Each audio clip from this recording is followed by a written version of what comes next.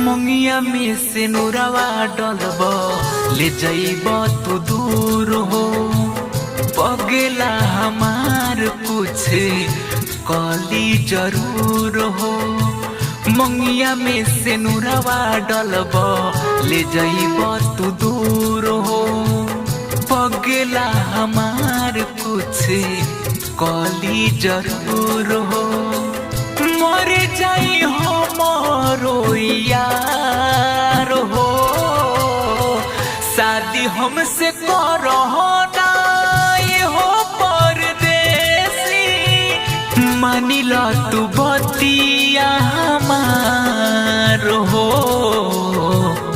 मानिला तू बतिया हमार हो।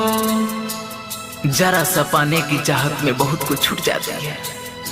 जरा सा पाने की चाहत में बहुत कुछ छूट जाती है। नदी से दोस्ती करो तो समंदर उठ जाती है। ये प्रेम पढ़ने और लिखने में बड़ी आसान है साहब। प्रेम के रिश्ते को निभाने में अच्छे अच्छे को पसीने छूट जाते हैं। कैसे के मार दी बीच रहिया में ठोकर। दिल में बसैनी खैनी क्रिया हम कर हो यार।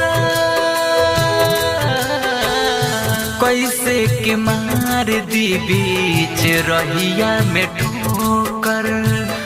दिल में बसैनी खैनी क्रिया हम कर।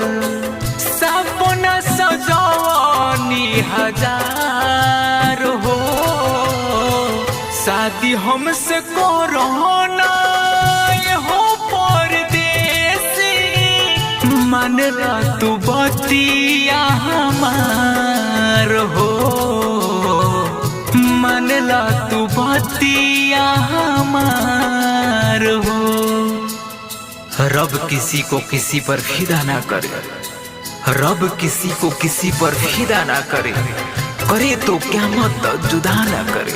ये माना कि कोई मरता नहीं जुदाई में। ये माना कि कोई मरता नहीं जुदाई में। लेकिन जी भी तो नहीं सकता किसी की तन्हाई में। ऑन्स रिकॉर्डिंग स्टूडियो सिमरौनगढ़ बारा। तोता के खोता उड़े जाई बनावल।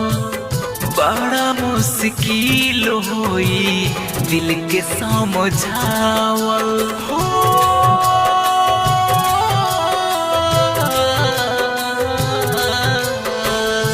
तोता के खोता उड़ी जाई बनावल।